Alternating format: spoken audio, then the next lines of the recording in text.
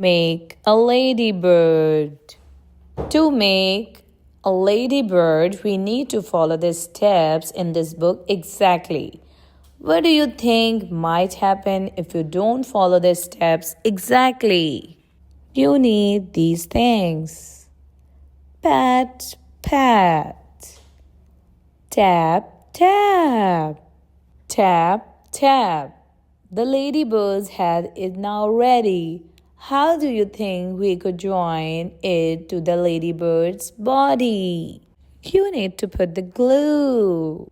Now paste it. The ladybird has several spots on its body. What else does a ladybird have several of? Legs? Pat pat.